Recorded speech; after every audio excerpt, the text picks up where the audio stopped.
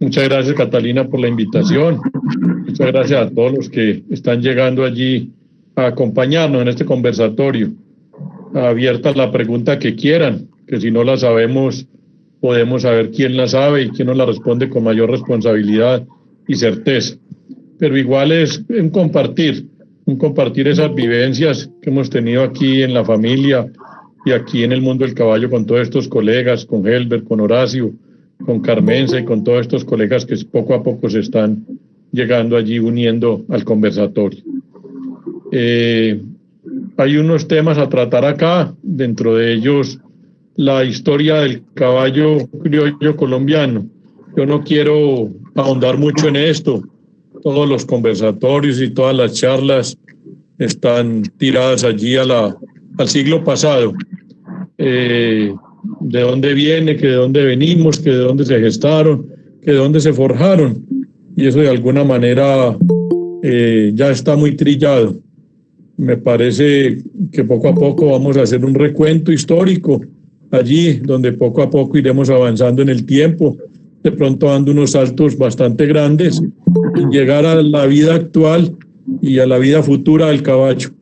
Tema que poco preocupa a la gente, pero que yo lo he considerado muy importante, que la federación, las asociaciones y todos los criadores, los nuevos caballistas, cuando lleguen aquí al gremio del mundo del caballo criollo colombiano, deben de visionar el caballo, ser visioneros y dedicarse a esa crianza, porque es que la crianza del caballo no es de 3 días, no es de 8 días, no es como unos huevos de una gallina que a los 21 días están listos, los pollos. Aquí la cosechita son por ahí 15 o 20 años. Entonces, quien no llega con una visión del caballo, me parece que van a ser cojo, que van a ser equivocado, porque está esperando que el viento sople sin saber para dónde va. Entonces, que el tema más importante el centro de todo este tema sea qué va a pasar con nuestro caballo, y de una vez vamos haciéndonos esa pregunta. En el año 2050, ¿qué será del caballo? Del caballo, de la federación, de todas estas agremiaciones que están alrededor de él, y que podamos sacar unas conclusiones positivas, unas conclusiones que nos sirvan a futuro ser más certeros en la crianza del caballo, con una mejor orientación. Yo le digo mucho a la gente, le hago 2 preguntitas y le concluyo con una. ¿Usted qué quiere? Muéstreme qué tiene y yo le ayudo a saber qué le hace falta para conseguir ese objetivo o esa meta. Entonces, bajo esos 3 parámetros, hay que conocer la historia, hay que saber de dónde venimos, hay que entender para qué es nuestro caballo, no en la mitad del camino tratar de cambiar la orientación de nuestros ancestros, respetar la tradición, es muy importante. Pero estoy seguro que si esa tradición se respeta, el objetivo se logra con mayor facilidad. Y lo estoy viendo mucho en esta pandemia, donde todo el mundo está, ¿qué voy a hacer con el caballo? ¿Qué voy a hacer con el caballo? Y es realmente devolverse un poco, no retroceder, es devolverse un poco, conocer esta historia más reciente y de allí hacer una restauración, no una remodelación, algo un poco diferente, y visionar el caballo a futuro, pero no al año entrante. ¿Qué caballo vamos a sacar para ganarle, digámoslo, a la mistura? ¿O qué caballo vamos a sacar para ganarle a Galán del Rancho? No. A 30, 40, 50 años, tanto las asociaciones, la federación, los jueces mismos, estamos en esa obligación, los criadores mismos, estamos en esa obligación de visionar el caballo. Para esa visión tenemos que hacer un recorderis un poco apresurado hacia atrás, como a coger ese impulso y poder salir hacia adelante con mayor éxito. Hágale, señor Helber. Muchas gracias a la señorita Catalina Arango, a Lorena Guerra y a Helber Cifuentes, por supuesto, mi gran amigo. Hombre, mi doctor Víctor, la verdad, usted la tiene muy clara. Sabe de dónde venimos y hacia dónde vamos. Y usted lo ha dicho. Nosotros nos vamos, lógico, la historia no la podemos echar a un lado, porque es imposible saber de dónde venimos, pues en cuanto al caballo, cómo han nacido todas nuestros diferentes andares. No sé, doctor Víctor, si podemos tocar algo así, pero muy rápido, de pronto de la historia del caballo. Usted en esas tierras antioqueñas de Titiribí, que sí que tiene historias, que sabe de dónde venimos, la parte, algo muy somero sobre las mulas. Y luego me gustaría, si no hay preguntas sobre los andares, cómo comenzaron estos andares a dividirse, porque realmente pues es muy difícil el paso fino, el trote, cómo se desarrolló en esas tierras antioqueñas y se fue diseminando pues por el mundo, por decirlo así, porque muchas partes del mundo adoran nuestro caballo. No solamente somos el paso fino, sino que tenemos esos diagonales, llámese tocha, el trote. Me gustaría cómo hace usted muchas veces o cómo hacen los jueces para juzgar esos trotes rápidos o para definir un trote carencioso, que yo definitivamente cuando estoy en las pistas acompañándolo digo, uy, Dios mío, yo no quisiera estar allá adentro. Entonces, no sé si nos cuenta algo de la historia así muy rápidamente y empezamos con todos los fulls, como se dice. Listo. A ver, con mucho respeto, hombre, yo sí quiero hacer algún comentario un poco de la historia, de que la historia nos ha mentido un poquito. Aquí nos dijeron que nos descubrieron los españoles y es mentira, nos descubrieron los italianos, que nos colonizaron los españoles y aquí hubo muchos africanos del norte, muchos italianos que verdaderamente fueron los que nos descubrieron. Y en base a eso, a ese proceso se fue dando o se fue gestando un caballo con unas necesidades, yo lo digo mucho, cada cultura desarrolla su raza equina, a su imagen, su semejanza y sus necesidades. Estamos ubicados en una zona ecuatorial donde la luminosidad es alta, donde la temperatura es alta, donde la humedad es alta, donde hay muchas dificultades. Y cuando caemos en cuenta de eso y nos cuenta la historia que llegaron muchos caballos españoles, yo no lo creo, porque uno embarcar un caballo allí en un barco de vela, en una barquita de vela que eran la Pinta, la Niña y la Santa María, que eran unas cositas de nada, para meter unos caballos allí a viajar cuántos días, cuántas semanas, por Dios, y descargarlos. Hubo un viaje que llegó allí al tapón del Darién, donde ni siquiera hoy en día, más de 500 años, hemos podido pasar un bulldozer. Entonces, sí, no, es una cosa... ¿Cómo? Donde dicen que los caníbales se comieron esa expedición, nunca se volvió a saber de ellos. Ah, no, es que es una cosa real. Entonces empiezan a decirnos y ya cuando uno hace pues como la lógica, tuvo que haber sido caballos ecuatoriales del centro de África, del norte de África, cercanos a la línea del Ecuador, caballos rústicos, como el caballo de Sorraya portugués, como algunos caballos italianos, y en la consideración el tipo de personas que nos mandan o que los mandan los reyes de España a descubrir América fueron, perdone la expresión, de la peor calaña, y me imagino que echaron unos caballos españoles, le hicieron unos cambiazos y trajeron unos caballos más rústicos.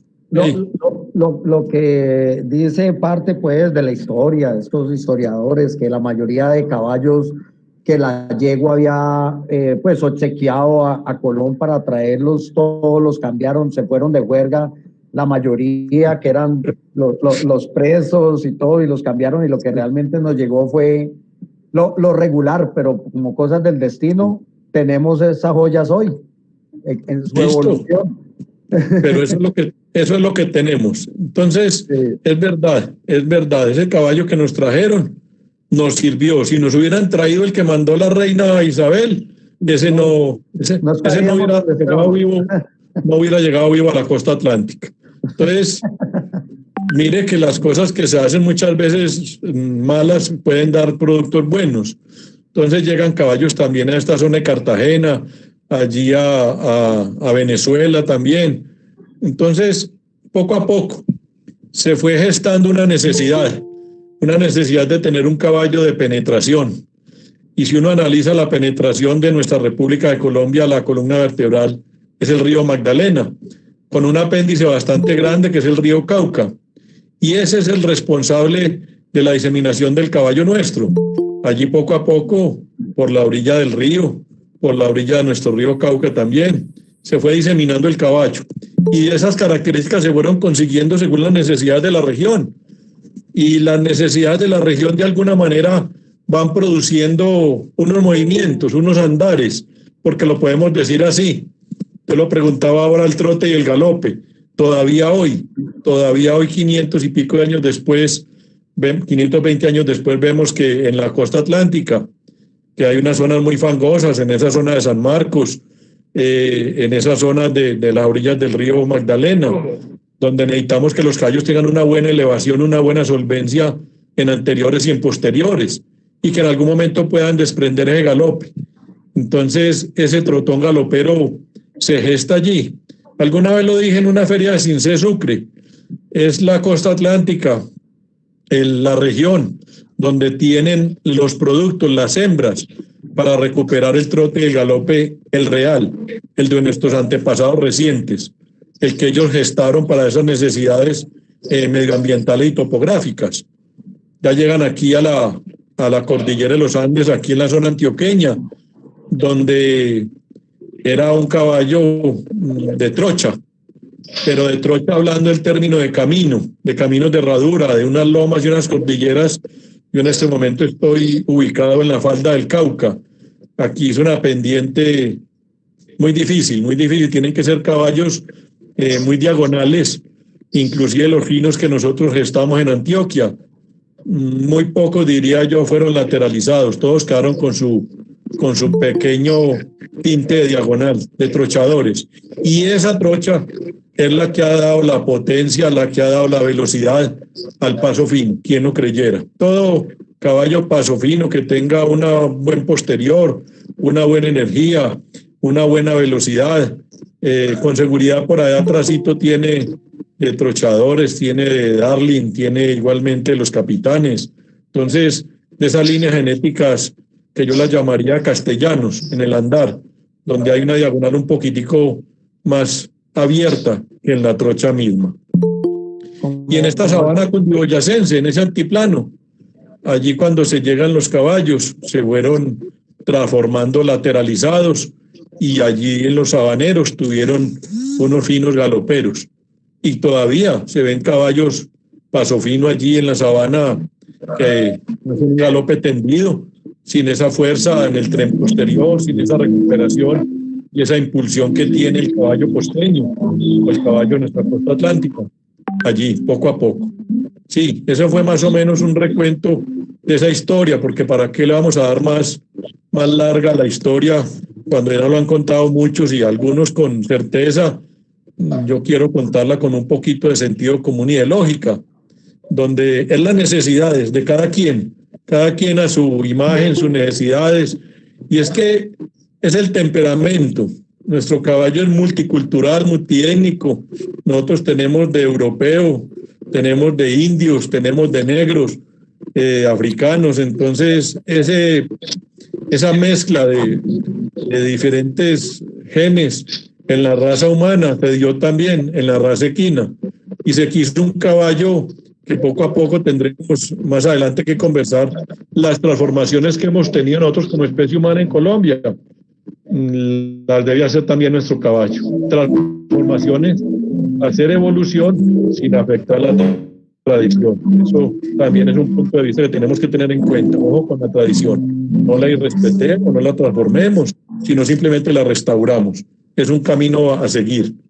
Elber, sí, ¿alguna pregunta de estos dos temas, de la historia y las características? No sé si alguien de pronto de los que estamos en la conversación, alguien tiene alguna pregunta, doctora Catalina, que le han preguntado.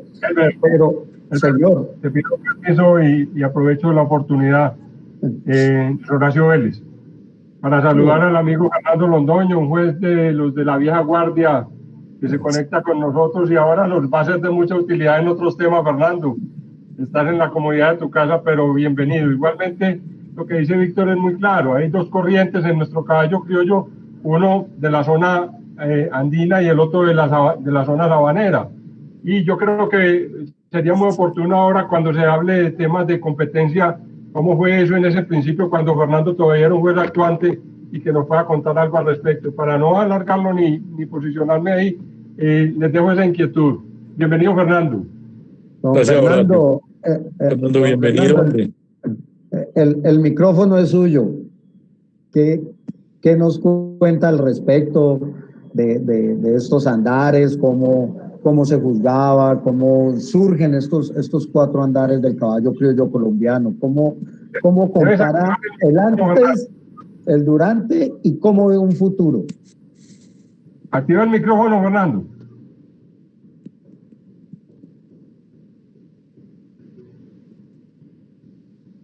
Bueno, no. Bueno, no. Entonces la pregunta para usted, mi doctor Víctor, ¿cómo ve cómo se ha venido desarrollando esa carencia, esos pasos, esa división entre la trocha y el trote que tenemos ahora, que vemos normalmente en las pistas, algunos trotes que son, o sea, al ojo uno los ve como trocha? ¿Cómo hacen? O sea, el sonido son unos, pero a la vista son otros. ¿Cómo hacen ustedes para dar un veredicto?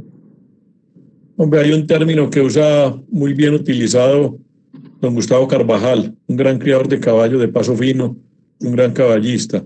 Se llama la impresión visual. Ese caballo tiene que convencerlo a uno. Y ese término, don Gustavo Carvajal, es muy coherente con algo que decía mi padre, Pacho Vélez, el creador de la yegua Castañuela, campeona mundial, Candelazo, y algunos ejemplares que fueron importantes en la caballada. Los hombres y los trotones a la distancia no deben de generar dudas, deben de generar una impresión visual donde no haya rectificaciones. O sea, no importa el escenario, no importa donde esté la distancia, a lo lejos debe apreciarse el trote. Cuando usted lo llama a una rectificación, ya no es trotón. Y el paso fino sí ha tenido una evolución conservando y preservando allí la tradición. Y por eso rompió las fronteras. Por eso fue el primero que salió al exterior. Hace más o menos unos 50 años empezaron a llegar a colonizar allí el continente a Norteamérica. Fueron llegando caballos colombianos, vuelvo y digo, castellanos, pasitrochaditos, y poco a poco los americanos fueron depurando eso, y aquí en Colombia fuimos copiando ese aprendizaje que ellos ya habían obtenido de nosotros. Entonces, no es difícil porque simplemente es empatar allí el ojo y el oído y esa percepción de que ese andar se haga con continuidad, que es algo que está valorándose mucho hoy en día, el sostenimiento, el rendimiento en el andar, que verdaderamente los ejemplares no entremezclen en el andar en su presentación. Y el tema que vos decías, de esos trotes tan aligerados, eso se está cayendo por su propio peso. Eso ha sucedido mucho. Al caballo han llegado unas modas muy extrañas y como todas las modas son pasajeras. Cuando a las culturas llegan las modas atropellan la cultura y ellas mismas se desaparecen. Entonces, cuando hay cultura, la moda no va. Entonces, es eso. Eso a principios de este siglo, finales del anterior, nos llegaron algunos caballos aligerados en el trote, abandonados en el galope totalmente. Y el tema del galope es un tema bastante complejo. Yo lo alcancé a decir allí, tuve la oportunidad en la Nacional de Medellín. Para mí el galope lo tenemos en nuestra genética. Los finos tienen de galopero, los trochadores y los trotones. Y lo que no tenemos son unos escenarios idóneos y adecuados para producirlo, para entrenarlo y desarrollar y despertar ese aspecto genético que está guardado allí en el ejemplar.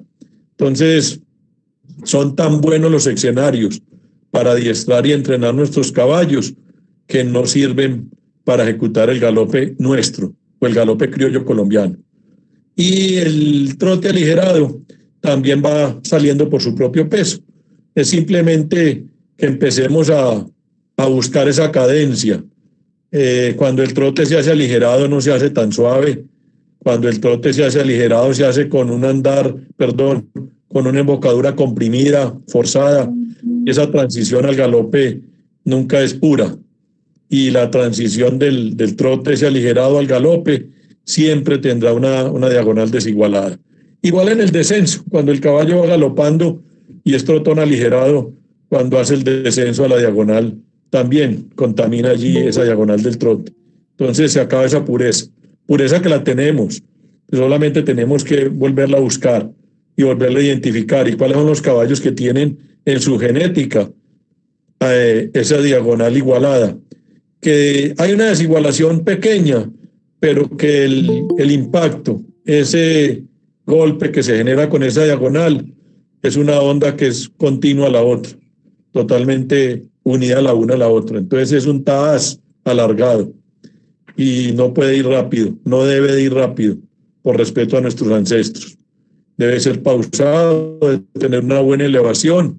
Hay unos conceptos actuales donde la doctora Carmesa nos ha hecho caer en cuenta varias veces.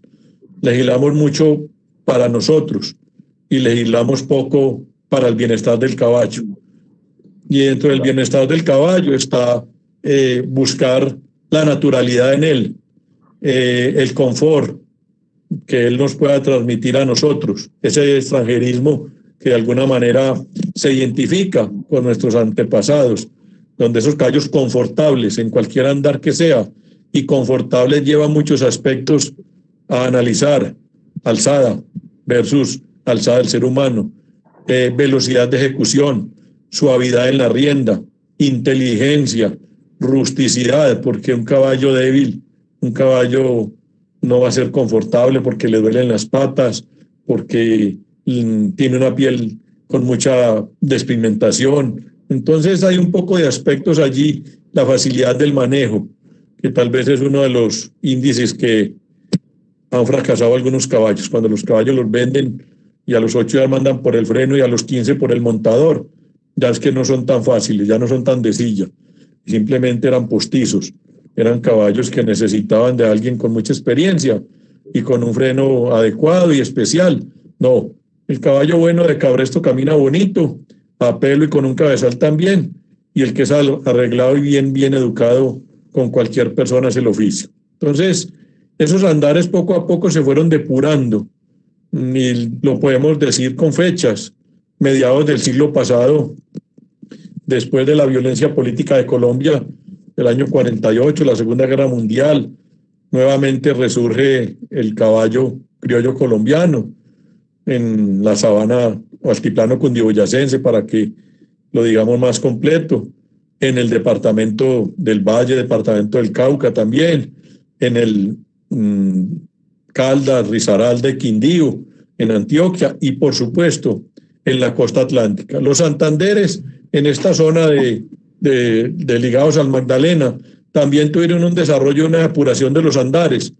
Allí en Vélez, Santander, una de las regiones más antiguas en la competencia del caballo, donde ya se pasaron de las ferias comerciales a las competencias. Dentro de la misma feria comercial que se hacía mes a mes en cada pueblo, se buscaron personas conocedoras en el mundo del caballo y se fueron depurando los andares y se analizaba mucho el caballo desde el punto de vista natural y fácil.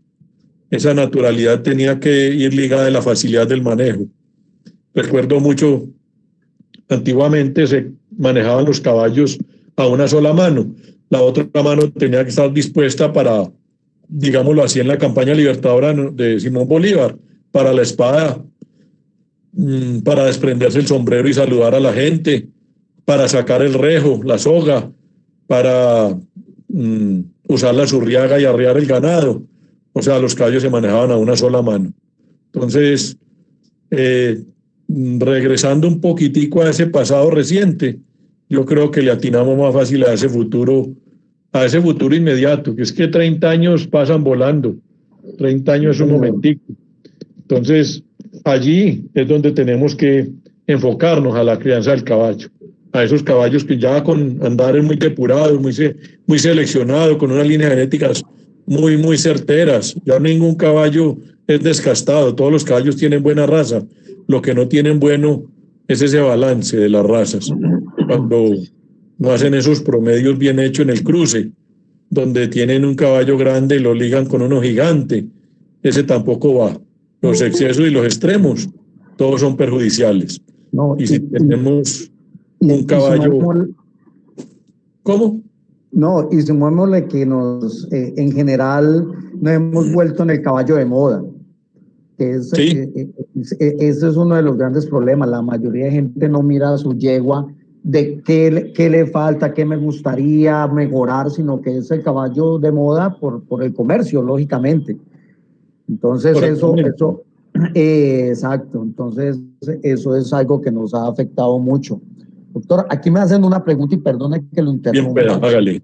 Que me dicen, ¿qué hace Fedequinas o debería legislar el cruce de P1 con P1 y P3 con P3? Porque se cruza el P3 con el P1, entonces nunca vamos a tener una línea pura, por así decirlo. ¿Qué opina al respecto? ¿Cree que Fedequinas debería aunque pues Fedequinas no es el dueño de los animales, cada quien decide qué caballo le pone a su yegua? ¿Qué debería hacerse? ¿Qué opina? ¿Cómo nos vemos a futuro con esta problemática, por decirlo entre comillas, de los cruces de moda de P3 o P2 con P1? ¿Cree que debería de tener las líneas establecidas? Yo soy muy amigo de que los caballos siempre se deben de hacer algunos correctivos, pero dentro de la misma raza. Pero no unos correctivos, y vuelvo y lo digo, no buscando los excesos, no buscando un caballo excesivamente rápido con una yegua excesivamente rápida. No. Sí, para mí nuestro caballo ya es muy puro, pero como tenemos diferentes andares en nuestra raza, el caballo criollo colombiano, y los andares los ha gestado en la región o la gente de la región, allí nos equivocamos un poco cuando no nos volvemos muy sectarios, digámoslo así, en hacer esos cruces. Para mí, el andar que está en peligro de extinción en nuestro caballo es el galope, pero lo digo que es por los escenarios, no por falta de genética. Y de pronto, algunos jóvenes que no conocen esa historia del galope, no conocieron el galope cómo se hacía, porque, digámoslo como lo dicen modernamente, son los milenios. Entonces esos jóvenes no saben cómo se ejecuta el galope. Cuando los caballos son buenos galoperos, simplemente hay que dejarlos galopar, no hay que hacerlos galopar. Entonces, sí, la federación llegará al punto en que diga, no se pueden registrar ejemplares que tengan entremezcla de los andares. Lo hace mucho la gente, pero el que es caballista, siempre se teme un poquitico de eso, siempre guarda un poquitico de reserva en eso, y de pronto hace esos cruces pensando en los antepasados de esos caballos. Entonces, sí, nuestro caballo Paso Fino, esas velocidades que tiene ahora, quien lo creyera, se lo dieron los castellanos, digámoslo así, los capitanes, los Darling, porque eran unos caballos demasiado lateralizados, casi amblados, y perdían ese tono, perdían esa velocidad de ritmo, y esa mezcla en su momento fue oportuna, fue responsable y fue productiva. En los trotones galoperos se equivocaron y vimos a finales del siglo pasado, a principios de este, algunos fueras de concurso, de andares compuestos, donde hacemos el resumen 20 o 30 años después y nos preguntamos, ¿dónde están las crías de estos fueras de concurso, de estos campeones mundiales que nos dieron allí en aquellos años? No, se equivocaron. Se equivocaron los que lo juzgaron, y se equivocaron los que los criaron, y se equivocaron los que lo impulsaron. Pero verdaderamente es eso, porque no pensamos a futuro, porque no pensamos qué iba a pasar en el 2020, y tenemos que estar empezando a pensar qué va a pasar en el 2050, pues saber qué ha pasado atrás, los errores que se ha cometido para no repetirlos, porque hay que conocer la historia. para no volver a caer en los mismos cuentos, en las mismas mentiras que de alguna manera esas modas, como vos decís, Helber, atropellan la cultura y no, ellas se caen solas. Uno ha visto, llegó la yegua Tales y esa es, y todo el mundo quería caminar, que sus ejemplares caminaran como la yegua Tales, y no dio punto. Y vea, ese caballo trotón galopero salió fuera de concurso y las ponemos todas, y campeón mundial, y no dio a los hijos. Entonces, ¿qué pasó? Faltó esa directriz. Y yo no le echaría la culpa a la federación, porque la federación es manejada por seres humanos, y los seres humanos tenemos que ser muy asertivos en la crianza del caballo, y muy futuristas, diría yo hoy por hoy, porque el caballo tiene transformaciones.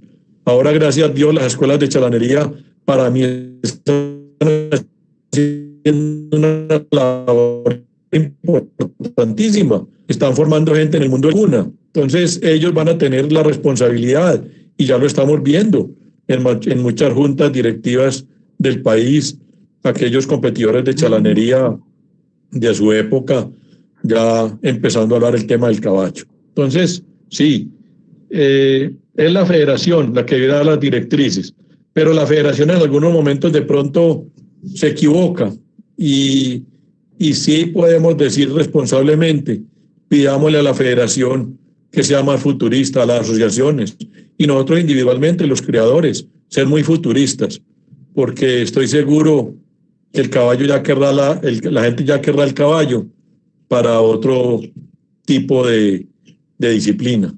No solamente esa competencia en ese ring de 15x30, en esa pista sonora, eso emociona, pero no pasa de allí. Entonces esa emoción podemos polarizarla al exterior, a otros países, al campo. Colombia tiene un campo muy hermoso, esa cordillera de los Andes, que la tenemos aquí dividida en tres, es muy agradable, y hay que darle a ese caballo esa connotación nuevamente, que sea un miembro más de la familia, y que siendo el mejor amigo que ha tenido el hombre, el mejor aliado del hombre, para hacerlo grande, para desarrollarlo y para habilitarlo y para rehabilitarlo, hacer de ese caballo una herramienta muy grande para la recreación.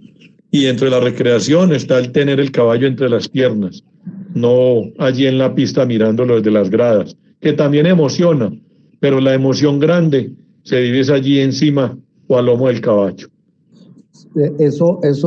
No todo lo del COVID ha sido malo. Hemos podido ver que la mayoría de criaderos, de personas que tienen sus fincas, sus caballos, que antes solamente podía montar el chalán y no se lo dejaban montar al propietario. Hemos visto que con esta cuarentena muchas personas se han ido para las fincas y se han dedicado a montar, a disfrutar sus caballos, y he tenido la oportunidad de hablar con muchos criadores y decía, vean, yo tan bobo perdiendo el tiempo, ahora disfruto mi caballo, lo siento, hago las pruebas, sé ahora corregir, sé cómo decirle, ese caballo tiene esto, lo otro, y es algo muy bueno que nos ha dado esta cuarentena. Entonces no podemos dejar los caballos solamente para que los monte el chalán. Un caballo bien arrendado lo tiene que montar cualquier persona, y a esto pienso yo, no sé usted, mi doctor Víctor, como el capitán de la Selección Colombia, es donde tenemos que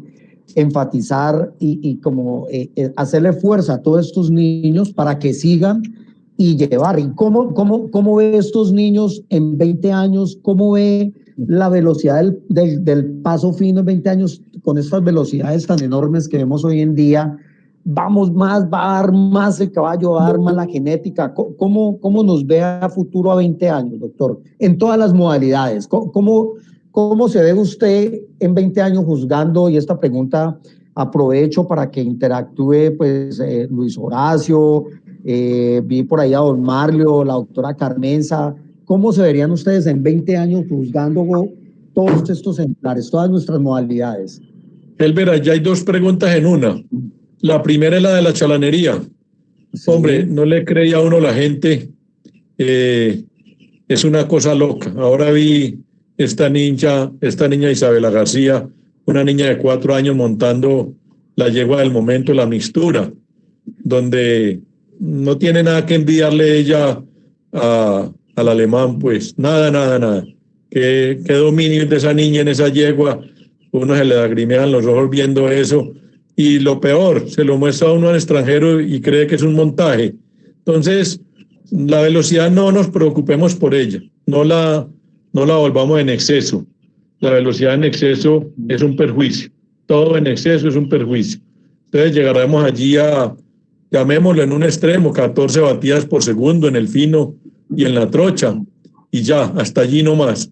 Cualquier velocidad que le demos de más atropellará el rendimiento y la salud podal del caballo y la salud física, esa parte cardíaca del caballo también se deteriorará. Entonces, y en la chalanería ve uno unas personas, yo tengo un colega, Fernando Nieto, y Juan Carlos, su hijo, muchacho que monta mejor que cualquier montador, en ese trato que le da al caballo, al ejemplar. Todos esos niños de la chalanería, absolutamente todos, los ve uno amando el caballo, tratándolo bien y sacándole el mejor provecho. Es una frasecita un poco de cajón que utilizo yo. Esos son los mejores chalanes. Esos niños jinetes y amazonas, todos ellos son los mejores chalanes, porque ellos no van allí porque les pagan, van allí, inclusive ellos pagan para ir a la competencia. Entonces, ahí dice uno que el caballo va a caer en muy buenas manos, en esas personas, en esas personitas que van desde los 4 años, como ya lo dije, hasta los 25 y 30 años y más. Esas escuelas están haciendo una labor importantísima, las asociaciones que lo apoyan también. Eso es visionar el caballo.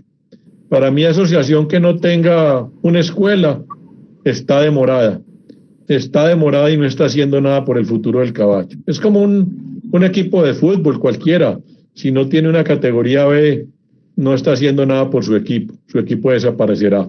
Entonces, sobre todo en esta pandemia. Entonces, allí es la primera pregunta. Las escuelas de chalanería tal vez es el mejor momento que están viviendo para que el caballo se preserve a través de la historia.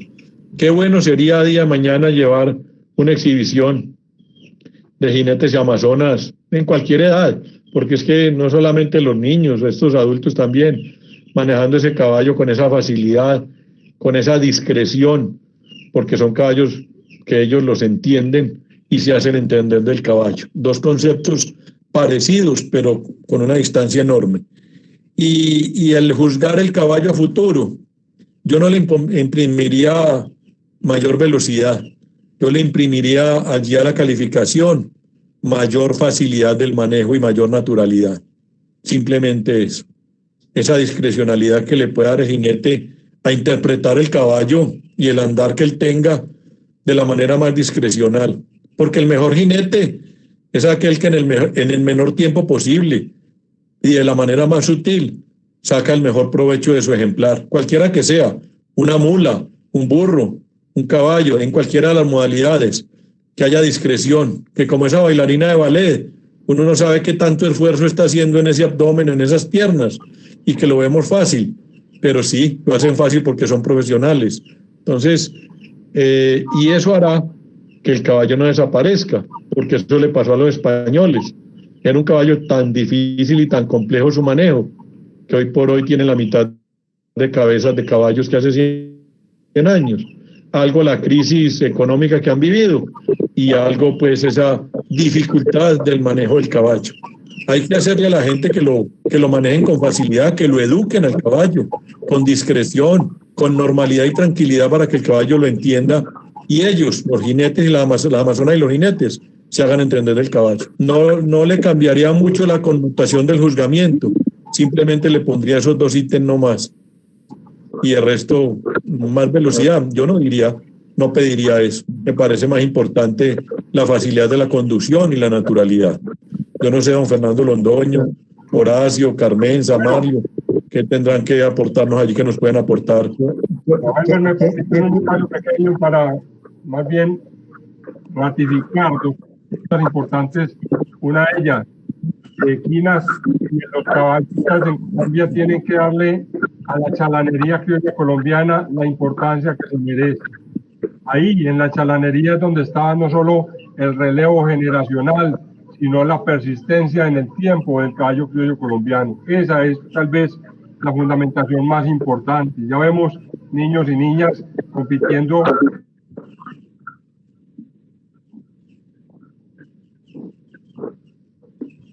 Horacio, no te escucha. Se fue. Don Horacio.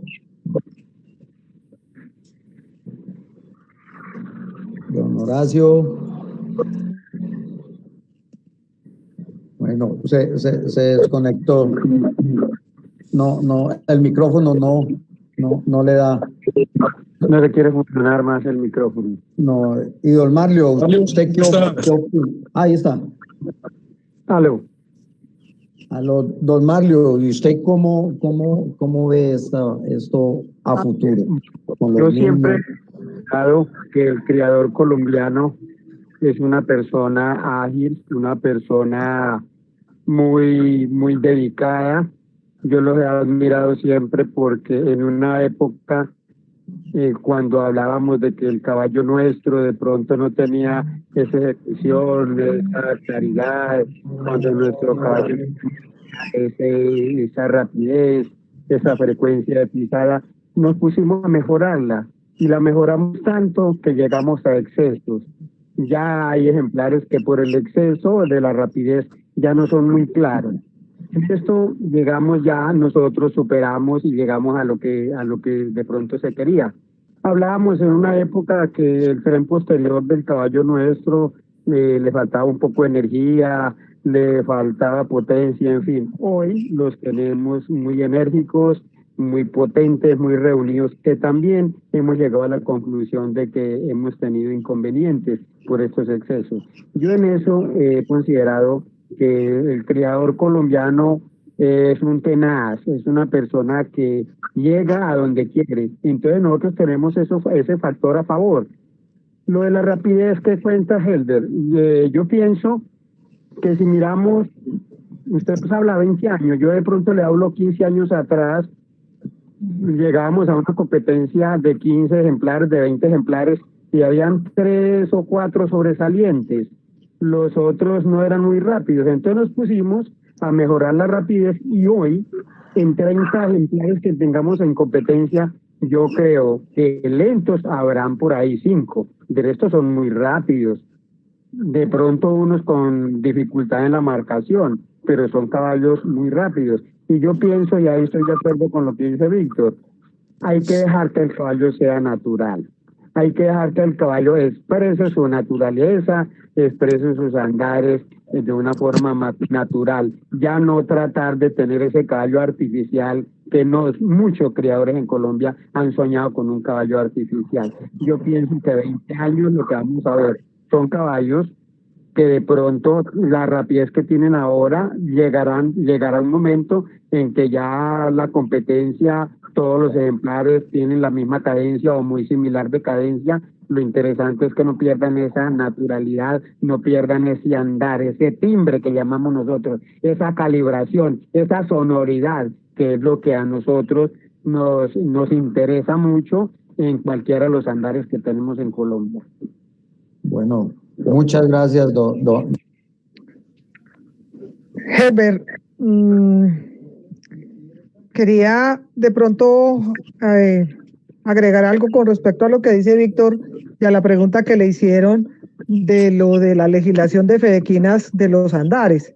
Ya sí. Con respecto al paso fino, no se registran, exactamente no me acuerdo de qué fecha, pero ya lo que llega a registrarse a fedequinas debe ser, por ejemplo, en el paso fino, 1 con P1. Cuando no va así, no se registran esos ejemplares ya en fedequinas. Y seguramente más adelante ya se irá manejando, se va a legislar para los otros andares. En este momento, lo del paso fino ya está establecido en la reglamentación. Muy bueno, y la verdad que uno ve siempre, uno que es, pues yo que soy empadronador, ya uno ve toda la raza P4, y pero muy de vez en cuando un animal por allá P3, por allá atrás. Entonces es algo que que es bueno y de una u otra forma se va purificando el andar. P4, perdón, disculpe, corrección, sí, es P4. Ese es el pino que ya está establecido, disculpe. Sí. Lo que ya está establecido. Respecto a lo que dice Víctor con la chanarería, es claro que definitivamente es el fundamento y es el semillero que tenemos para proteger nuestro caballo, ya que, como dice Víctor y mis otros compañeros, se mantenga la naturalidad, se conserve ese valor, esa longevidad también del caballo, que es la porque tenemos que luchar. Es importante también con lo que decía Víctor con respecto a las velocidades. Más que pensar en velocidades, tenemos que pensar en que este caballo sea un deportista que tenga una comodidad, una facilidad de manejo. Yo pienso que no podemos sacrificar ese conjunto del caballo, ese beneficio que nos da a nosotros el caballo, esa protección igualmente del caballo, buscando unas velocidades o buscando cosas que realmente no son acordes con la misma naturalidad del caballo como tal. Entonces, mire que eso que está pasando con la chalanería, realmente los niños montan sus caballos porque lo quieren y llevan ese amor por el caballo y por lo que están haciendo, y eso es definitivamente una gran satisfacción porque ellos son el futuro de nuestra caballada y son el futuro y los futuros creadores, quizás los futuros chalanes, y que están cambiando una idiosincrasia con respecto a cuidar el caballo y a querer el caballo. No, o sea, están tan fundamentados los niños en las competencias de ellos que uno ve que hacen mejor las pruebas que los chalanes profesionales. Entran más relajados, saben lo que van a hacer y no sé. Ok, dice el doctor Víctor. Helber, allí está haciendo una buena anotación Burro Sevillano, donde esa propuesta ya la habíamos planteado para los fueras de concurso, obtener una medalla en una de las válidas nacionales. Eso sería, o en una válida internacional. Eso sería bien importante, porque esos caballos antes de salir fuera de concurso participaran en una válida y un niño, un competidor, obtuviera una medalla en el caballo. Sería uno de los requisitos importantísimos para entregarle el título de fuera de concurso a un ejemplar. Eso es bien importante. Mi doctor Víctor, doctora Carmenza, ahí les dejo esa tareita porque es muy, muy buen punto. Sí. Me hacen otra pregunta por acá. ¿Cómo diferencia un P1 o un P3, un P1 rápido con un P3? ¿Cuáles son las diferencias básicas de los dos andares, siendo diagonales los dos? La desigualación de la diagonal. En el P1 se entrelazan los sonidos. Cuando tú pones un P1, un trotón en cámara lenta, de los nuestros, pues, allí encontrará uno que hay un momento donde esa diagonal tiene una pequeña desigualación y ese sonido de ese tiempo, de esa diagonal en el trotón, no tiene espacio, el anterior con el posterior. En el P3, en la trocha, sí lo hay. Y lo hay. Y lo que dice don Gustavo Carvajal, esa impresión visual, lo que decía mi padre Pacho, esa apreciación que tiene que convencerlo a uno de que va trotando, que si no lo convence de entrada, no trate de mirarlo otra vez porque ese va trochando. Entonces, el trotón tiene que convencer, ser y parecer. Entonces, igual que los hombres, ser y parecer. Entonces, no es difícil cuando uno tiene el ojo y el oído educado y tiene de pronto el carácter para tomar la decisión y decir, hombre, venga, hay dudas. Si hay dudas, se certifica de que no es trotón. O sea, el trotón no puede generar dudas. Y es esa entremezcla que se ha hecho de alguna manera irresponsable. No, pongámosle un trochador porque tiene no sé qué y no sé qué. No he podido entender esa parte. Alguien que me la explique, por favor, porque vemos en la costa atlántica y he visto mucho allí donde tienen 3, 4 generaciones de trote acompañados de un buen galope.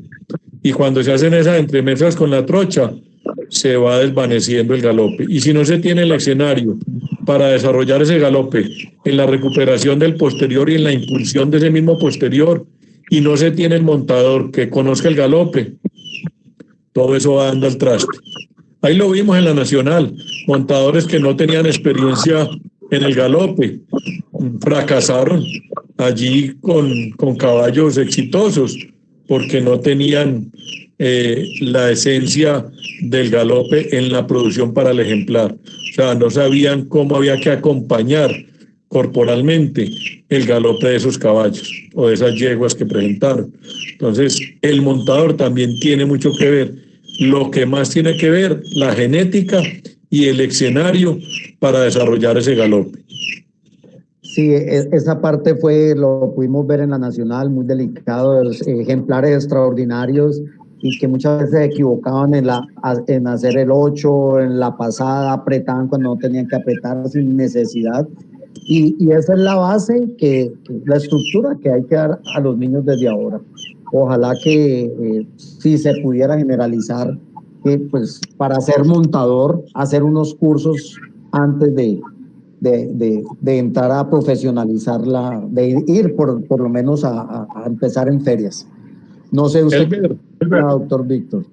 Ese curso no se hace, ese curso se nace.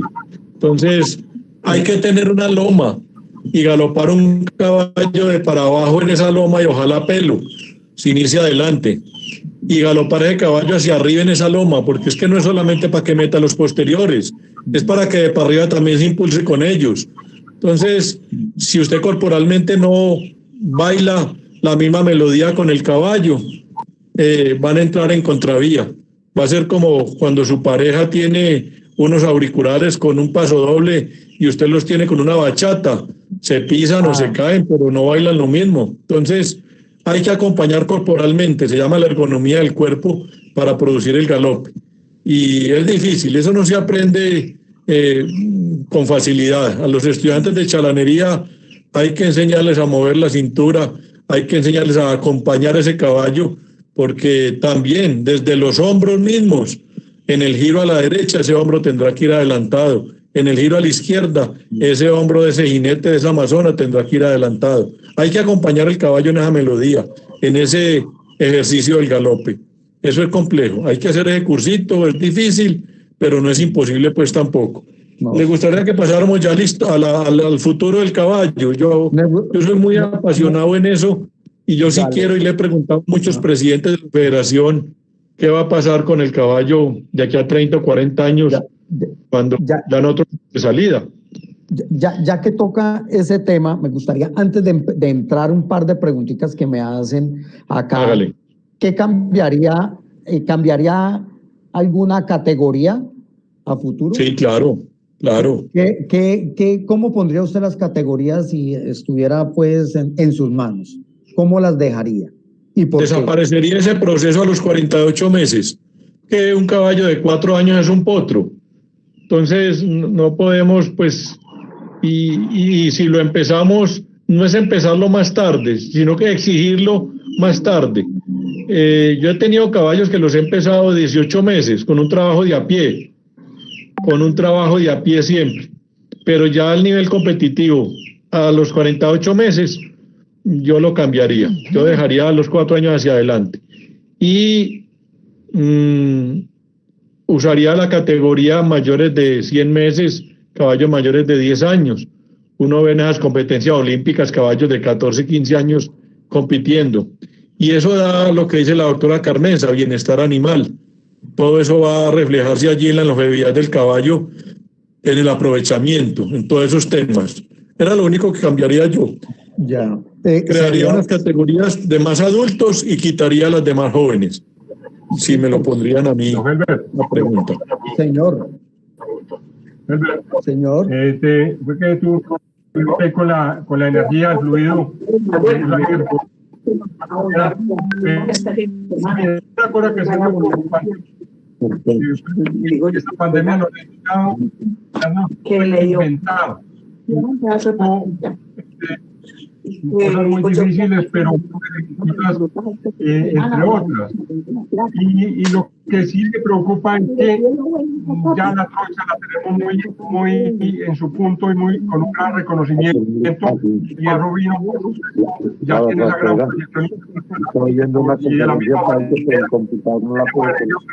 Pero puede regresar hay un eslabón perdido que con Víctor lo he discutido en algunas oportunidades, de un ejemplar que genera ejemplares que son trochadores de alta velocidad y que generan con una línea genética anterior a él, muy buena lectura en el paso fino, y por supuesto eso genera unos procesos de dualidad que hay veces, si una persona no tiene la suficiente madurez para darle un manejo adecuado a eso, lo que vamos a tener son animales que no tienen identidad ni en la trocha ni en el paso fino. Eso es una preocupación.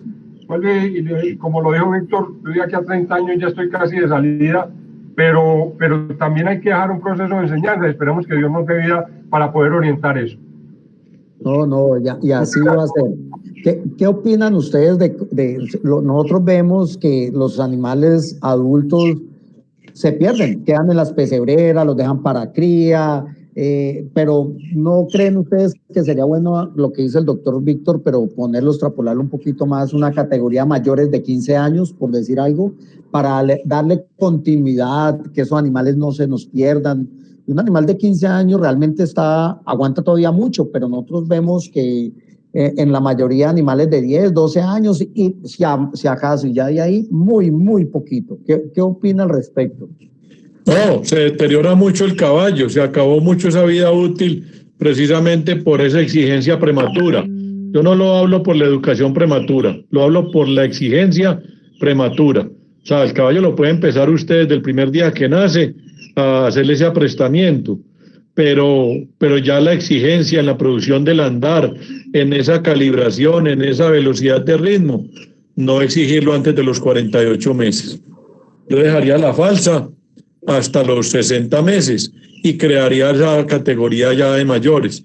No, los caballos, usted como médico veterinario sabe que no tienen menopausia y son fértiles hasta su último día de vida. Nosotros hemos tenido yeguas que paren y el día del parto se mueren por lo viejas que están, yeguas de 28, 30 años pariendo, y el mismo día del parto esa hipocalcemia las mata. Entonces, igualmente los caballos y los burros tienen una longevidad reproductiva muy grande, hasta el último día. Entonces, sí, es el mismo punto que tocó la doctora Carmen Saura, esa legislación para el bienestar animal que tanto en este siglo debemos de prestarle atención. Muy importante eso. ¿Quiere que pasemos ya al futuro del caballo? Sí, yo pienso que sí. ¿Cómo ¿Hay alguna pregunta? No. Dale. Bueno, hemos tratado en estos últimos días de la pandemia de intercambiar unos conceptos en los mulares y los arnales. Y la gente nos ha preguntado, ¿pero por qué insistimos tanto en eso? Porque los muleros encontraron el caballo del futuro. Encontraron el caballo de antes y ese es el caballo belequino del futuro. Esas mulas de paseo, porque no son solamente de competencia, vemos unas mulas de competencia muy pocas, tal vez en esta zona de Antioquia es donde más se dan, pero hay otras zonas donde no se dan. Y no se dan es por la timidez de los caballistas, porque no han entendido que esos mulares de alguna manera son para el disfrute, como usted decía ahora, que ellos mismos disfruten sus grandes campeones, los monten, hagan las pruebas, y eso sí lo hacen los muleros. Esa mula de buen nivel competitivo, de muy buena calidad, de un buen adiestramiento, la usan todos los días bajan y suben y montan y cabalgatean, y no hay que usar tapabocas en ellas. Entonces, ese es el caballo del futuro. Cuando miramos un ejemplar, que lo podamos disfrutar todos, que le pidamos a ese arrendador que sea un caballo que tenga una rienda de pensamiento, que yo pueda montar a la mamá, a los hijos, a la novia blanca, al bebé a la cabeza de la silla, cargar las cosas al cacho de la silla, cargar alforjas, todas esas cosas que se hacían antes las volvamos a hacer con nuestro caballo. Un caballo de paseo en el andar, pero en el andar depurado, en la genética depurada. Y es la única manera de masificarlo, de venderlo al exterior, de que el caballo rompa las fronteras. Cuando se genera la dificultad del manejo, la frontera se cierra, porque eso tan difícil, nadie se lo va a poner a estudiar. Cuando el caballo es fácil, sí. Los teléfonos celulares precisamente, los computadores, los vehículos, todo lo que sea fácil de manejar, la gente lo consume. pero cuando es muy complejo ese manejo, cuando es como una nave espacial, la gente dice, no, eso no es lo mío, eso no es lo para allá. Entonces, a pensar y a reflexionar en eso, a que los caballos todos, y yo lo digo mucho, la mujer más fea es la que más arreglada tiene que estar. Cuando el caballo de menos calidad, ese será el que más regla, el que más rienda tendrá que tener. Entonces, es ese tema, un caballo bien arrendado. Y un caballo bien arrendado no se arrenda a los 36 meses, se arrenda de pronto a los 5, a los 6 años. Y allí es donde termina. Y uno ve que los machos viejos, las mulas viejas, aprenden a abrir puertas a los 12, a los 15 años. Y aprenden esas mañas después de viejos. O sea, su capacidad de aprendizaje no se cierra. Los caballos aprenden todos los días, las mulas aprenden todos los días. Aprenden lo bueno y aprenden lo malo, lo que les enseñemos. Entonces, hagamos esa reflexión. Yo le pido mucho a la gente, por favor, piense mucho ese caballo para qué le va a servir a sus hijos, a sus nietos. Esa línea genética que usted tiene, ¿no será que mañana desaparece y ya se acabe la moda, aquella que usted nombró al principio del conversatorio, esas modas que han llegado, han perjudicado y han desaparecido? Y llegan modas, en las mulas y en los burros han llegado modas. Cualquier día llegaron esos burros catalanes a ganarle a nuestros burritos criollos y por sí solas se salieron. Ellas por sí solas se fueron alejando porque la gente no encontró resultados. Y en los caballos pasa lo mismo. Cuando no somos capaces de entrar en la moda con nuestro caballo, porque nuestro caballo no es de una moda, nuestro caballo es de una tradición, nuestro caballo es de una cultura, y allí tiene que estar. Lo decía el doctor Marlio ahora, esas velocidades excesivas y esas potencias excesivas perjudican. Entonces, y hago la pregunta, tenemos una pista sonora en tabla con los micrófonos a 10 centímetros, unos coliseos de excelentes condiciones. ¿Para qué necesitamos la potencia? ¿Para qué? Algo inútil. La potencia no existía en el pasado y no existía porque los caballos se arrancaban las herraduras con mucha facilidad y era un caballo de despaje porque le pegaba demasiado duro al piso y no tenía dónde clavarle las herraduras. Y esas velocidades excesivas, usted como médico veterinario agota mucho la energía del caballo y acaba mucho las articulaciones del caballo. Entonces, todo va cayéndose por su propio peso, todas esas modas van desapareciendo y vamos cayendo en una realidad con sinceridad y con tranquilidad, que no va a afectar para nada a la tradición y que vamos a hacer alguna evolución porque nuevamente el caballo va a ser para la familia, ese caballo de futuro, ese caballo campeón, porque no podemos cabalgatear en él, cabalgatear con moderación, con unos buenos caminos, con unas buenas vías donde haya responsabilidad en el manejo para la cabalgata. Es que nadie dice que uno no puede cabalgatear en un fuera de concurso. Lo vimos tiempos pasados, el caballo JR Símbolo murió en una cabalgata porque su dueño no fue lo suficientemente responsable, pero era el caballo de cabalgatear. Pero los muleros sí la tienen clara en ese aspecto. Si la mula no le sirve para cabalgatear, no le sirve para competir. Es al revés de nosotros. Nosotros creemos que si no sirve para competir, no sirve para cabalgatear. Los muleros la tienen clara. Primero, esa mula debe ser cabalgatera. Y en la segunda opción, pues debe ser de competencia. Y así mismo lo ve la gente. Todo el mundo le dice a uno, ¡ay, qué caballo tan bonito! Es la expresión o esa impresión visual donde atraiga al ser humano. Y enseguida la segunda pregunta que le hace uno a ese neófito es, ¿lo puedo tocar? ¿Qué le está diciendo con esa pregunta? Señor, el caballo es manso para yo poderme acercar y manipularlo y acariciarlo. Entonces, el primer concepto, la belleza. El segundo, la mansedumbre. Y enseguida le preguntan a uno, señor, ¿me lo presta para darme una vueltica? ¿Qué le están pidiendo a uno? El arreglo, la facilidad del manejo. Y esos tres conceptos antiguamente eran primordiales y hoy en día se han cambiado equivocadamente. Pero regresamos, con seguridad regresamos, porque esas competencias de jinetes no profesionales, las competencias de válidas de amazonas y jinetes, están regresando nuevamente a ese caballo, que sea bonito, que casi todos los caballos son bonitos, todavía hay unos muy feos, no porque sean gordos o flacos, pero hay unos muy feos, que sean mansos, que cualquiera los pueda manipular y tocar, lo que se enseña mucho en las escuelas. Y el tercer concepto, arreglado. Lo puedo montar, señor, con el poco conocimiento que yo tenga. Y lo he vivido con caballos fuera de concurso, campeones mundiales, donde cualquier neófito lo puede montar. Alguna vez viví esa experiencia donde al azar unos estudiantes de Caequinos, en una visita que hicieron al caballo atractivo de la pirámide, lo puedo decir con mucha responsabilidad porque es cierto, se sorteó quién lo quería montar y allí llegaron 12 estudiantes a montar el caballo y con los 12 estudiantes caminó Paso Fino. A nadie se le preguntó si sabían montarlo, simplemente se subieron y el caballo hizo el oficio que sabía hacer porque era un caballo bien arreglado y buena genética y a tiempo futuro nos demostró que era un gran campeón mundial. Entonces, ojo con esos conceptos para pensar en el caballo de futuro, que sea bonito, que sea manso y arreglado. Y dentro del arreglo, la facilidad de la conducción es lo más primordial, donde donde esa manera elemental de la conducción nuevamente aparezca en el caballo. Uno ve esos americanos que se sientan todos desfigurados encima del caballo y yo digo, por Dios, el caballo más cómodo del mundo montándolo de la manera más incómoda. No puede ser. No puede ser que uno en un BMW tenga que convertirse pues en una araña chancleteada para poderlo disfrutar. No. Hay que montarse cómodo, con confort, con comodidad, con placer y sentir ese caballo con facilidad. Entonces, eso es bien importante, que no haya que desfigurarse para disfrutar el caballo o para que el caballo produzca el andar, que no haya esa dificultad de la ergonomía, esa incomodidad para que ese caballo produzca el andar. Y eso lo hacen los muleros.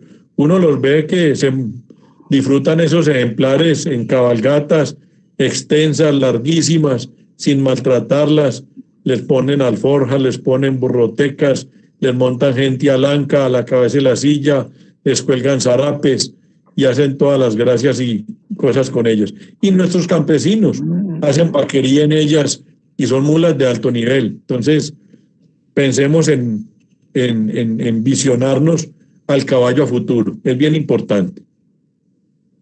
Muy bien, doctor Víctor. No sé de pronto si alguien quiere participar, hacerle una pregunta al doctor Víctor, a la doctora Carmenza, al doctor Marlio. Le digo... A ver, yo quiero agregar algo de lo que habla Víctor, de lo que es el arreglo. El proceso de adiestramiento es muy interesante, es básico, es de lo más importante que tiene el caballo, porque es donde él va a iniciar su vida útil, su vida de utilidad. Si nosotros recordamos la competencia en proceso de adiestramiento unos años atrás, realmente veía uno otros que venían muy mal llevados. En este momento ya va uno a la pista y encuentra que ya esos potros están mejor llevados, en número mayor los potros que van bien llevados, aunque todavía encontramos nosotros unas herramientas en la boca de un potro que no tienen por qué existir. Es donde uno dice, ¿por qué no se legisla sobre esto? Que no se necesitan todas las herramientas. Los que hemos arreglado potros en Colombia saben. No es necesario todo eso. Yo personalmente los inicio con una jetérica bulla que no tiene ninguna palanca, no tiene olor postrado, el potro trabaja desestresado, no pelea con la conformación natural anatómica del conjunto cabeza-cuello del potro, en ningún momento pelea con la anatomía. Desde que el potro sale, uno lo ve bien organizado de su cabeza, de su conjunto cabeza-cuello, con su buena posición. Ahora, recordemos nosotros la vuelta que damos nosotros a los potros caminando.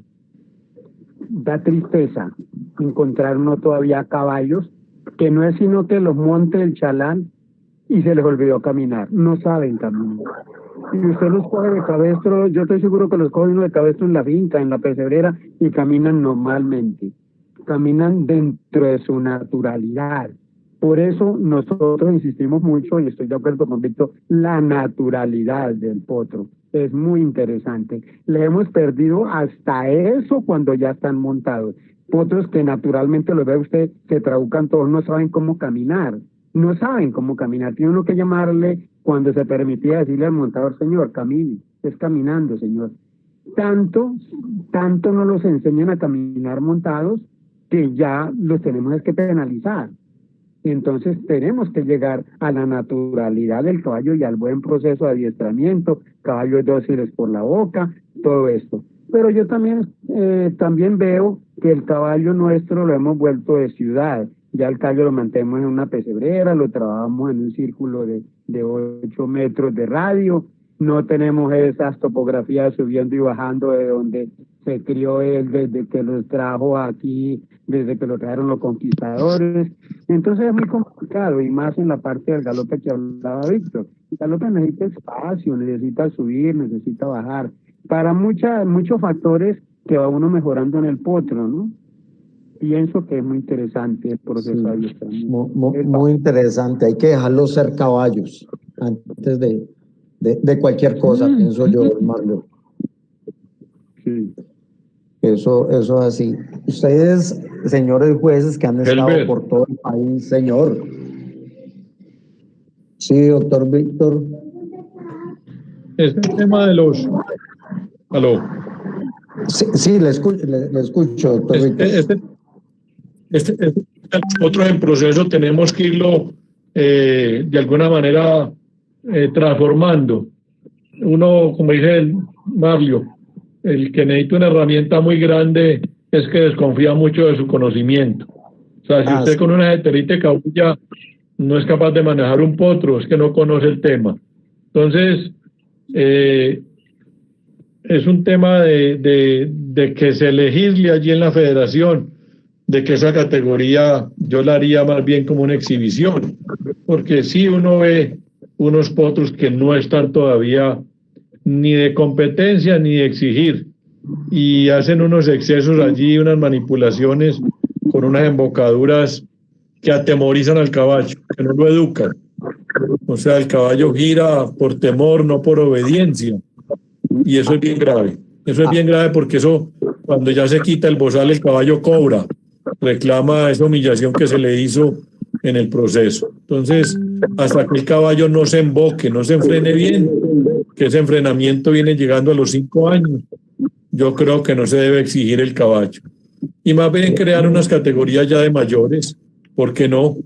Y hay un tema que debemos de tocar un poquitico álgido. ¿Cuál? Yo sé que ahora las categorías se llaman de caballos reproductores y todos son reproductores, y hay caballos que no tienen hijos. Entonces, ¿por qué no hacer de esa categoría? Si no los quieren castrar, pues que no los presenten como reproductores, porque no tienen ningún ejemplar, una descendencia adecuada, idónea, y legislar sobre ese tema. Sería importantísimo para el mejoramiento de la raza. Igualmente con el tema de las yeguas, yo vuelvo y caigo allí en el tema de las mulas, que me apasiona mucho. La gente no ha querido tener la humildad de saber de que de cada 10 yeguas que tiene, 8 de ellas deberían de estar pariendo de burro, solamente 2 debieran de estar aportándole a la caballada. Entonces, sí, es que es una vergüenza ponerle un burro a la yegua. Me dicen a mí, yo les digo, uy, por Dios. Yo he visto la mamá de la Rima pariendo mulas, la Rima, campeona mundial con mulas, la madre de la Castañuela pariendo mulas, la mamá de Mito pariendo mulas. Entonces, eso no es vergüenza. Eso hoy en día con esas transferencias de embriones es muy fácil. ¿Y por qué no?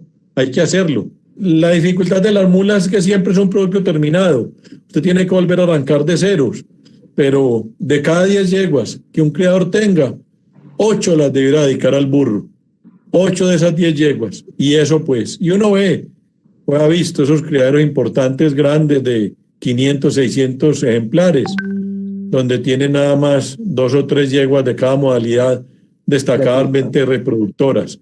Las otras se pasan la vida entera pariendo del uno y del otro, y no dando nada esperado. Entonces, el que de pronto es que es muy rasuda, entonces la esperanza. No, todas son todas hoy en día. Hoy en día.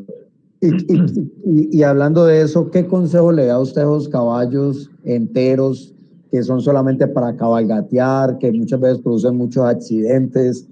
¿Qué consejito le daría a los propietarios? Es muy barato una castrada. Es muy barato una castrada. Es que la cantidad de concentrado que se ahorran castrando un caballo, eso es un tema de condición corporal, de temperamento, de comportamiento, de longevidad.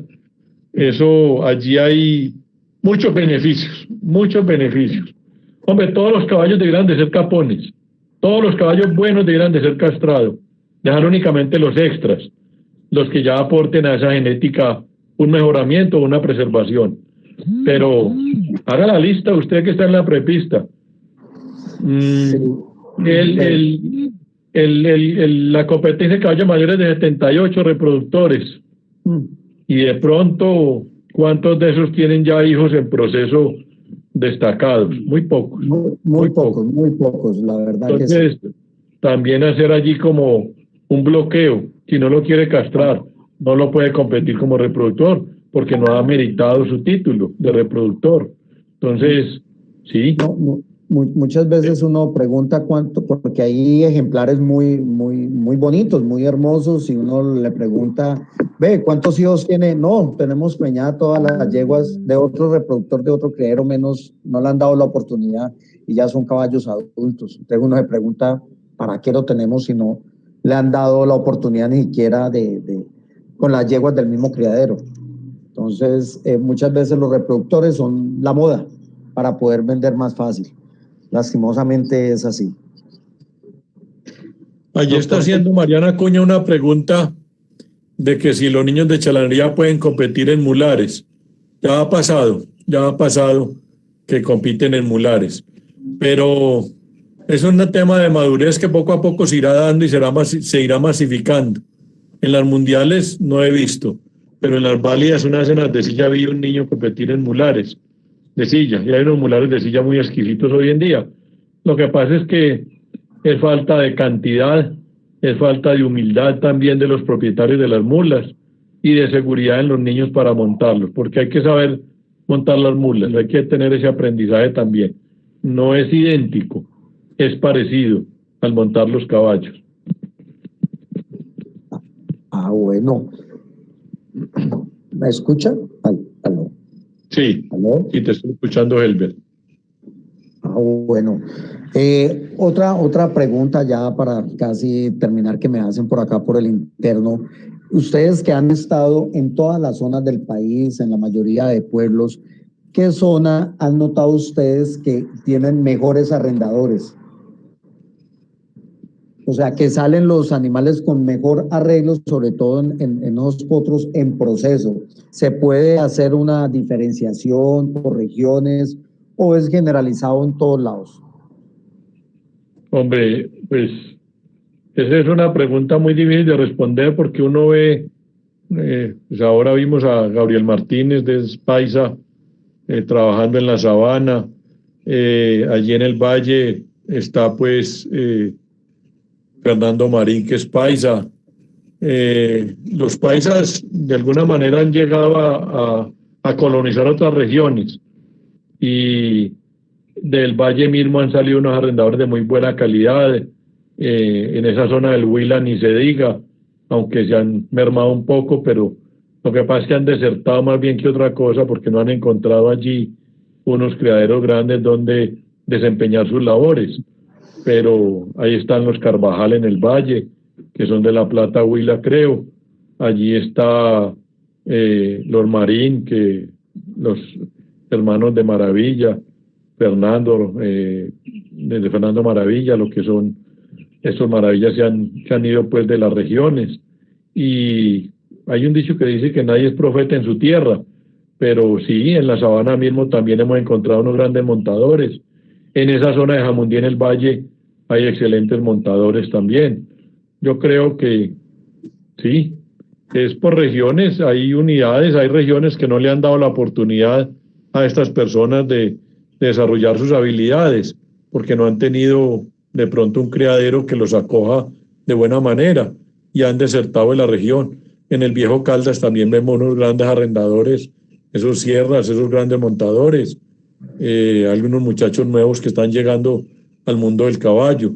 Pero sí, eso ya hoy en día por todo el país lo encuentra uno. En el Caquetá mismo ve uno grandes montadores, grandes arrendadores, en los llanos, en el Meta también, en Villavicencio, en los Santanderes también hay unos grandes arrendadores.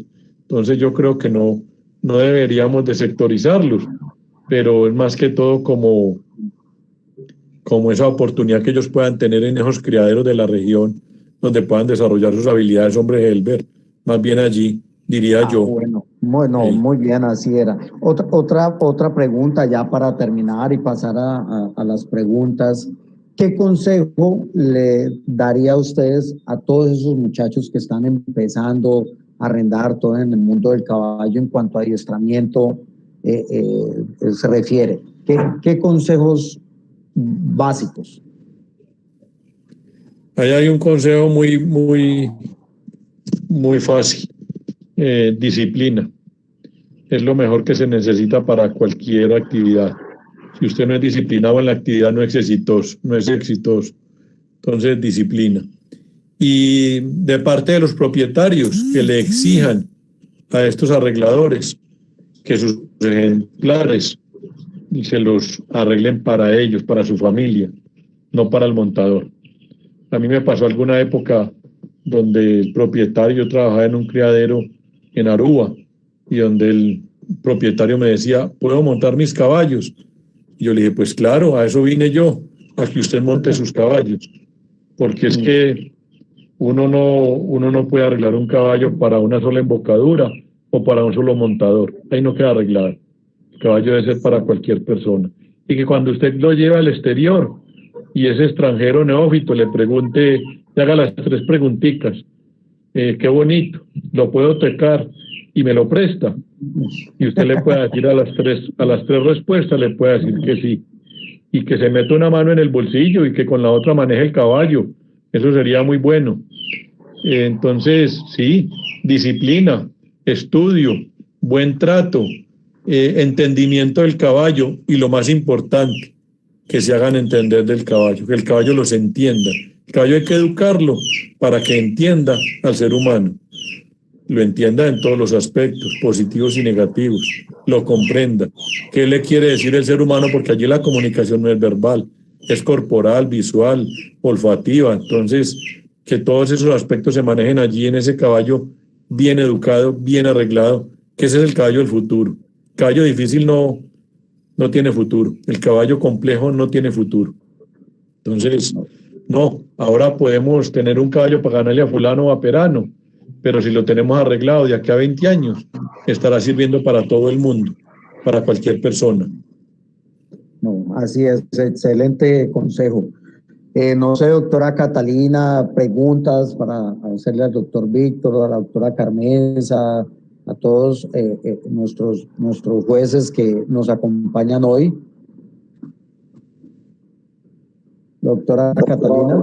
Hola, estaba leyendo por aquí el chat y en realidad las hemos resuelto todas. Yo pienso que ese es el espacio para que si alguien más tiene una pregunta, aproveche este panel tan espectacular de invitados que se amplió, que me parece genial tenerlos a todos, y aprovecho para darles el agradecimiento por acompañarnos. Y si alguien más tiene preguntas, este es el momento. Puede tomar el micrófono o puede escribirnos por el chat.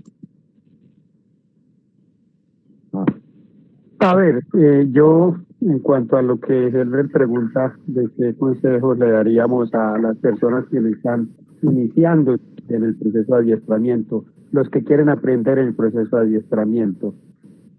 Yo pienso que es muy importante aprender a conocer también algo, la etología del caballo, el comportamiento social, conocer el caballo prácticamente, y que tengan claro que la persona, el arrendador, es el guía, es el profesor, es el que tiene que enseñarle al caballo, ejercitarlo, trabajarlo y ser repetitivo hasta que él le entienda. Esa es una de las partes muy importantes. Segundo, yo pienso que debemos ya tratar de estandarizar. En la práctica yo pienso que no está estandarizado, ¿no? Y está oficializado. pero de pronto uno empieza a ver a chalanes, montadores muy subidos de peso, ya demasiado peso para el caballo, y eso hace que el rendimiento del caballo también cambie de acuerdo al peso que vaya llevando el torso. No se afanen en el proceso de arreglo, trabajen bien, no utilicen las herramientas que le digan, sino las herramientas suaves, herramientas que no lleguen a un traumatismo. El caballo no, es que tenemos que abandonar el trabajo del traumatismo. Yo todavía veo sillas 2 cabezas con 2 aros, con 4 aros, que llaman quebradoras. Horrible, eso. El caballo nuestro no necesita nada de eso. La famosa quebradora, que el mico, el famoso bozalito del 8. Eso tenemos que abandonar todas esas herramientas, las famosas herretas. Olviden eso, por favor. Las mejores palancas las tenemos nosotros, que son las manos, nuestros brazos. Esas son las palancas. Que el famoso alzador, que el caballo va a sacar un poco más la cabeza. No pelee con la del caballo, dirá que no va a tener problemas. Trabájelo suave. Si lo quiere sacar un poquito, usted con la palanca, con sus manos y en el puro bozal, le va a sacar la cabecita hacia arriba o al lado que usted quiera. Eso es con paciencia, con cariño, con respeto al animal, porque tenemos que llegar a respetarlo. Don Marlio, tiene toda la razón, muy buen aporte. Uno cuando ha estado en las PREPI y tiene la oportunidad de revisarlos, uno ve esas dolencias en la articulación temporomandibular, en el atlas, en el axis. Y a nivel lumbar son muchas las dolencias, y pues que tenemos que cuidarnos un poquito en el peso y sobre todo los chalanes. No sé si habrá alguna otra pregunta. Yo quiero contar una anécdota que ocurrió tiempos pasados acá en Titiribí. ¿Aló? ¿Qué pasó, don Luis Horacio? Gracias.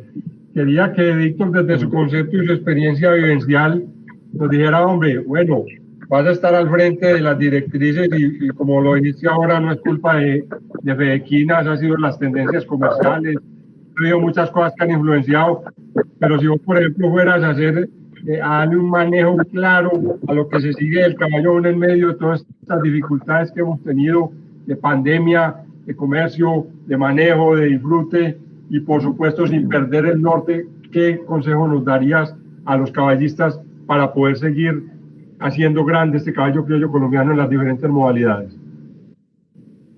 Hombre Horacio, muchas gracias.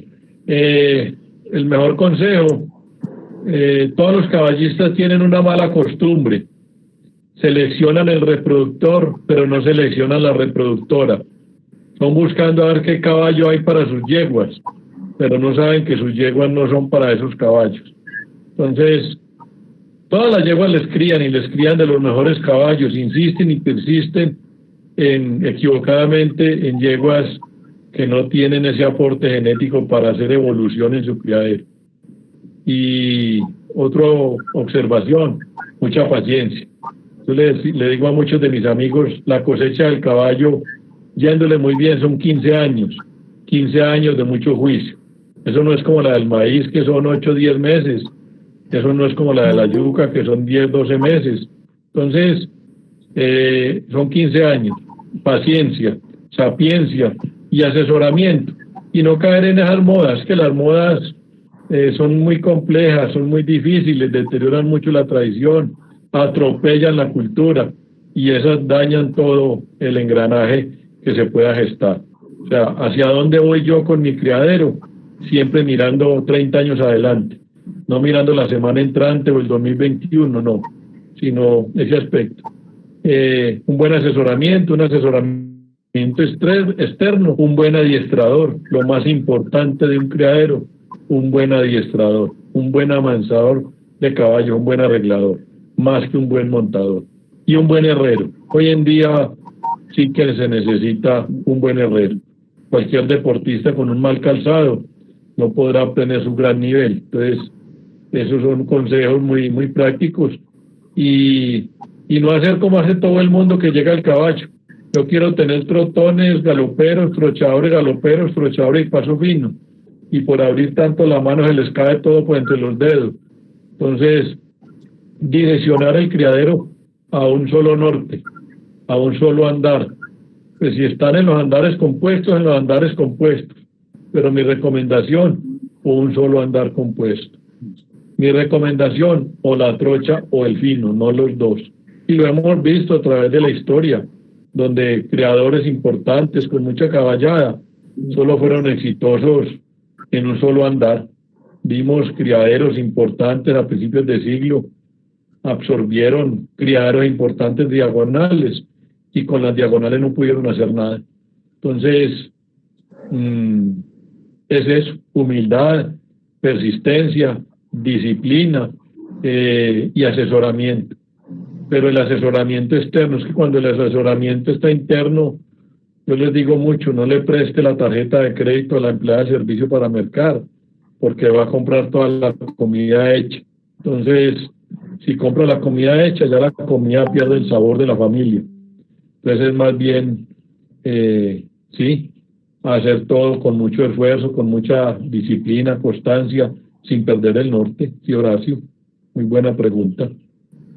Gracias, eso es muy importante para las personas que inician en el cuento del caballo, que llegan personas de pronto, hombre, yo tengo un dinero para empezar algo. Y hay una cosa que desde la óptica de los ganaderos hemos ido aprendiendo, y lo dijiste muy claramente, cuando no hay buenas madres, no hay buenos caballos. Exacto. Muchas gracias. Sí. Yo creo, Helber, que de las grandes conclusiones a las que llegamos con esta conversación, escuchando a Víctor, a Marlio, a todos, es que es importante el avance, es importante el modernismo, pero tenemos que volver a nuestras tradiciones. Mire que la forma de que educar bien el caballo, como lo dice Víctor, lo manifiesta Horacio, Marlio, con cariño, llevando los caballos despacio. El caballo nos va dando y nos va mostrando a medida que nosotros lo vamos encaminando en ese proceso. Pero igual tenemos que retornar a nuestras tradiciones. Mire que hoy casualmente escuchaba en el conversatorio a uno de los compañeros nuestros, que es Jorge Torres, con respecto a lo de las colas.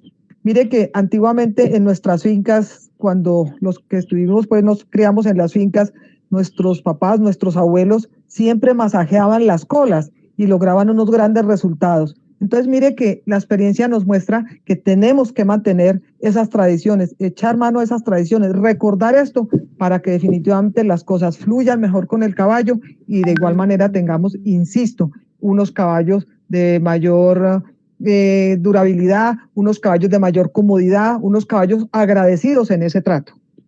Total, doctora, menos enrabiados, esas colas que cuando comienzan a tirarlas para todos lados es sencillo, el caballo se siente incómodo por algo y es la única forma de manifestarlo. Entonces, lo que dijo el doctor Víctor y todos es hay que entender al caballo, qué le está pasando, eso es algo importantísimo.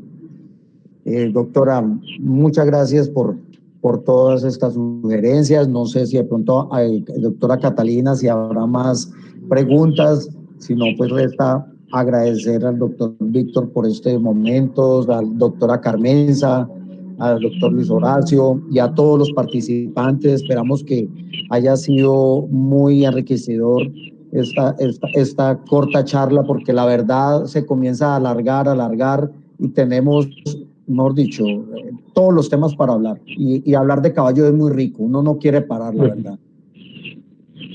Helber, sí. Ustedes también como empresa Italcol, a futuro también visionaron, concentraron a ese caballo del futuro.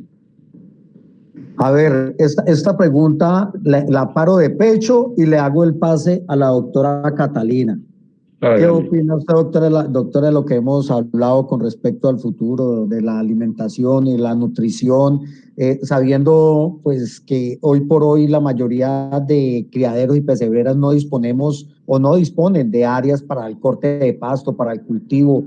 Como todo, antes de ser ganadero hay que ser agricultor, y yo pienso que la parte nutricional es algo que se ha venido trabajando, y Italcol ha trabajado y viene trabajando y no para de trabajar en investigación, en la consecución de fórmulas, de materias primas de primera calidad.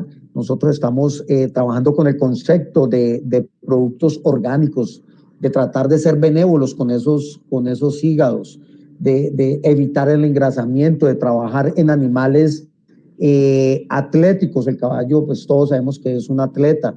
No engordarlos por engordarlos, ni tener el concepto que el animal gordo es el más bonito, evitar animales choqueados en ferias. Doctor Víctor, nosotros que hemos compartido varias ferias, hemos visto animales choqueados con hipoxia, con excesos de lactato, y si tenemos una buena nutrición, una buena cantidad, por ejemplo, todos los concentrados de Italcol tienen adicionados probióticos y prebióticos que mejoran la digestión, la parte inmunológica, la adición de complejos B, de minerales macro, micro. O sea, yo pienso que Italcol es cabeza de león en estos momentos, no solo en el mercado colombiano, sino a nivel internacional, en Panamá, en Ecuador.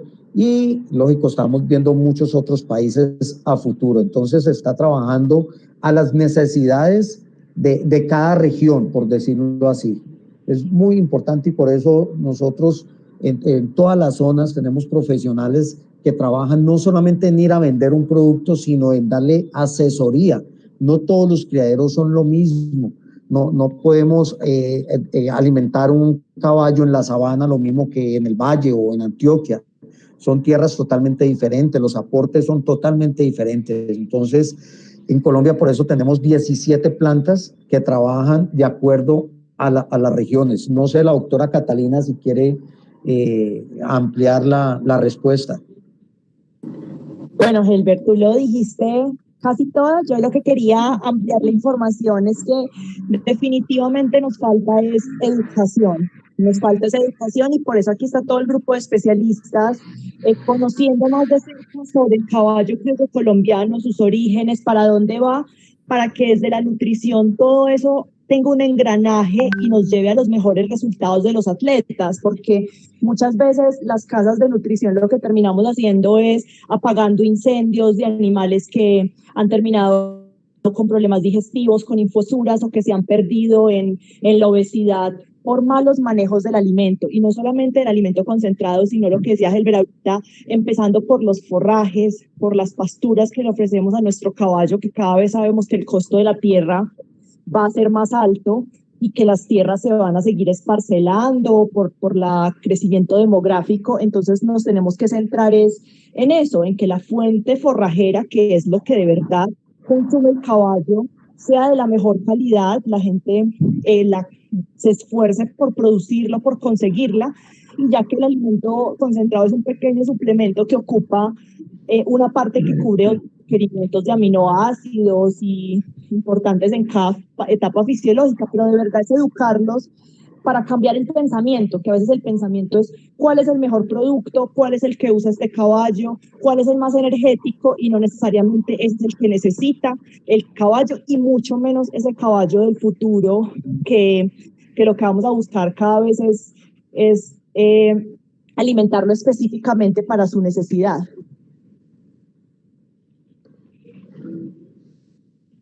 Contestada la pregunta, doctor Víctor. Muy bien, muy bien. No, porque es que es eso. O sea, si el caballo lo vamos a masificar, y en cada casa que hoy por hoy tienen o dos perros o dos perros y un gato o tres gatos, y el día de mañana querrán tener un caballo en su casa, y su casa es una parcela de 1 hectárea y quieren tener 2 o 3 caballos, y ustedes como empresa puedan brindarle a esa persona las facilidades nutricionales dentro de su gama de productos que tengan allí, para que la gente no tenga que recurrir a la pesebrera de alquiler, donde algunas veces tienen unas malas experiencias. O sea, el asesoramiento, que lo he visto que Helber lo hace de muy buena manera, a los dueños de las pesebreras, a los dueños de los criaderos, en la parte nutricional y en la parte de estabulación del caballo, de la estancia, de que esa estancia también afecta el aspecto nutricional del caballo. O sea, si está en zona fría, cálida, demasiado encerrado, demasiado expuesto, lo uno o lo otro, todo sería dañino. Bueno, no sé quién más tendrá preguntas allí.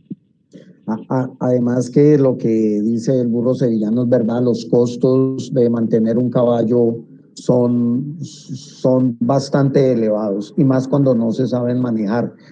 Y el otro inconveniente que se suben los costos en las pesebreras, sobre todo, es que donde hay 20 clientes, 20 propietarios, uno lleva una clase concentrado, el otro lleva otro, y desafortunadamente el muchacho que atiende, que cuida, mezcla todo. Entonces es muy difícil esa parte de manejo, y en eso trabajamos. Nosotros vamos a las pesebreras, damos charlas, bueno, pero es un tema bastante álgido, largo y complicado, pero no imposible. Entonces, por eso hoy por hoy lo importante es que los mismos dueños puedan hacer todas estas cositas y hablar. Italcol a nivel nacional ha comprometido a las asociaciones para dar estas clases de charlas, llámese desde primeros auxilios, nutrición, como lo hizo Italcol este año con el Masterclass, trayendo veterinarios, conferencistas internacionales. Entonces hay que culturizar, básicamente es eso. ¿Listo? Bueno, no sé, de nuevo muchas gracias a todos los participantes, a la doctora Carmenza, al doctor Víctor, a su hermano, a todos, muchas gracias, y bueno, hasta una próxima oportunidad. No sé, de pronto, doctora Carmenza, doctor Víctor, ¿qué tema nos sugiere para un futuro? ¿Cómo? Que acá una preguntita por acá, pero no, ¿qué sugerencias de otra charla, qué le gustaría de pronto hablar, que compartiéramos, qué temas? Hay un día de esos que hablemos de burros y de mulas.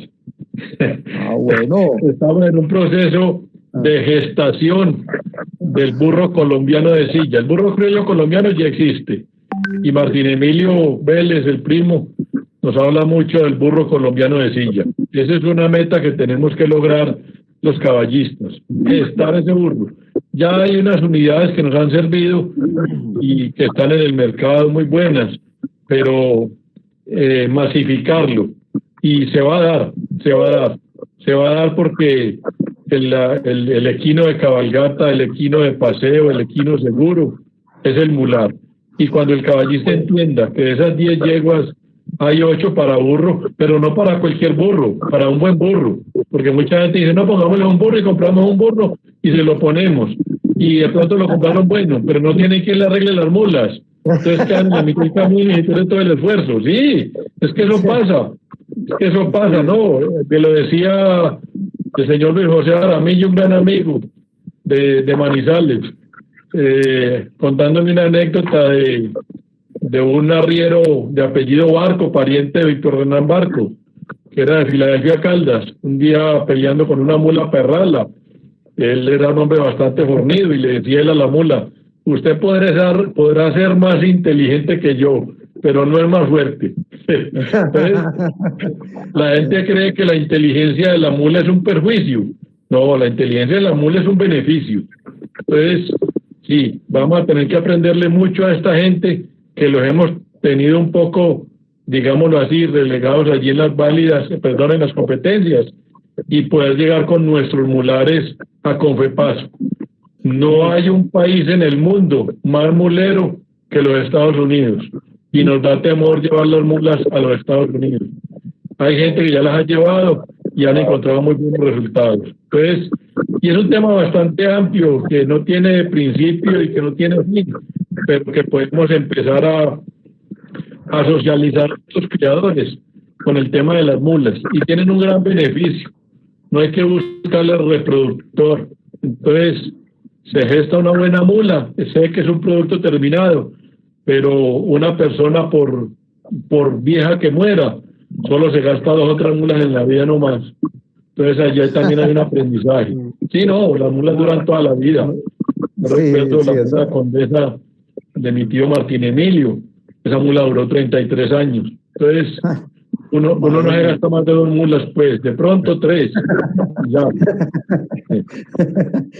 Buen dato, no, hablar de genética y todo, bueno, no, hay mucho y que ojalá, o sea, la verdad vamos a programarla. Ahí con la doctora Catalina, que es la encargada de todo esto, la vamos a programar y vamos a hacerla. Bueno, no, me resta de verdad darles los agradecimientos a todos en nombre de Italcol, muy amables, y hasta una próxima oportunidad. Muchas gracias, mi doctor Víctor, doctora, a todos. Gracias a Mario, que estuvieron acompañándonos.